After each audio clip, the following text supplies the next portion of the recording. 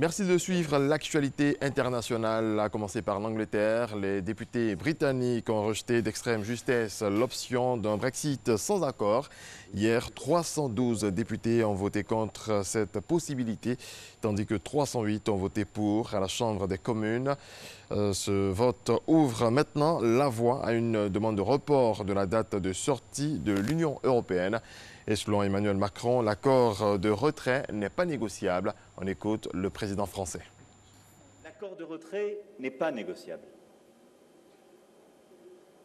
Et donc, si les Britanniques demandent un nouveau délai, cela peut être un délai technique pour mettre en œuvre une sortie. À ce moment-là, il appartiendra d'observer cette demande et notre négociateur aura à s'exprimer.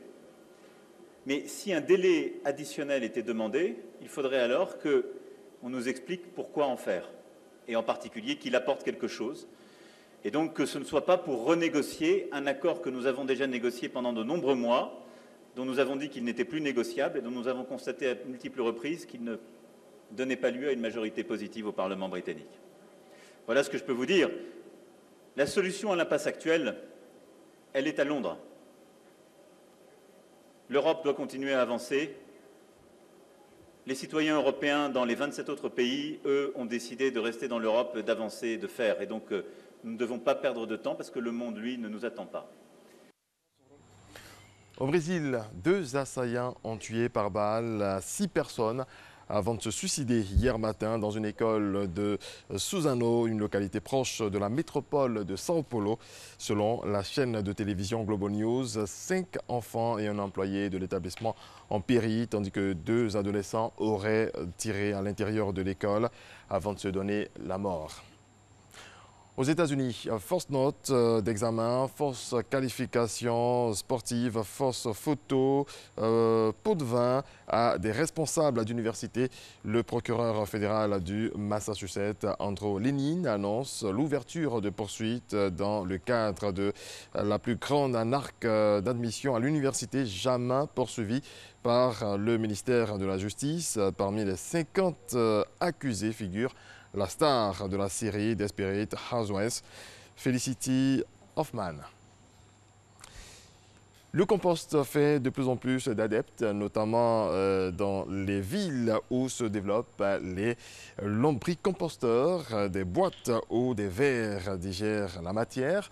Catherine, elle, en élève plusieurs centaines de millions sous ses bâches et vend cet engrais naturel en parallèle de son activité agricole. Regardez.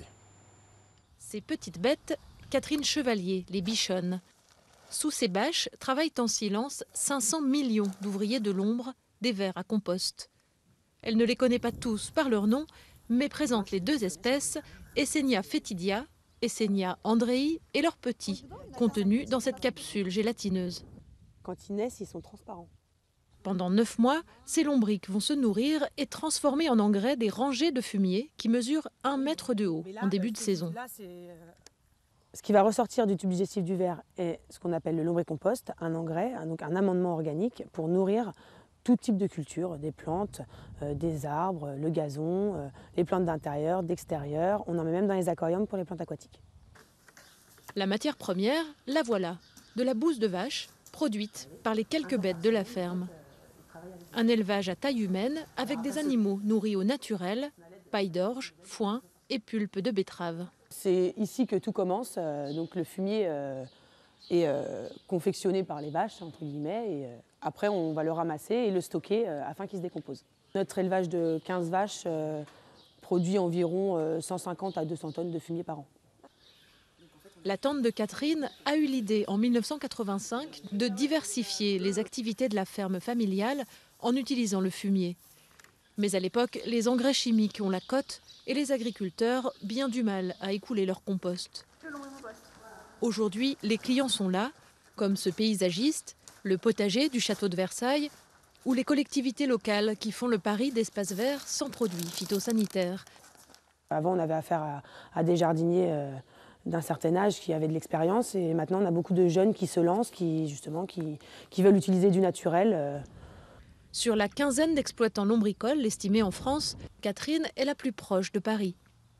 Avec les lombricomposteurs ménagers chez les particuliers, elle voit arriver de nouveaux clients pour l'achat des vers vivants. En attendant, son or noir du Vexin lui permet de vivre sans excès, mais avec le sourire.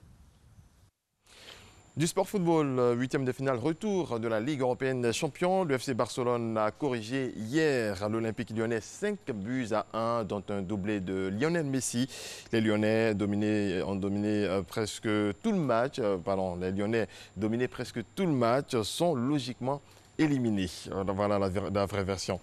Liverpool jouera donc les quarts de finale de la Ligue européenne des champions après sa victoire obtenue sur le terrain du Bayern Munich hier également. 3-1. Le Sénégalais Sadio Mané a de nouveau fait la différence en trompant Manuel Neuer à 2 reprises. Le tirage au sort pour les quarts de finale aura lieu demain vendredi. Voilà qui met un terme à cette édition. Merci à toutes et à tous de votre attention.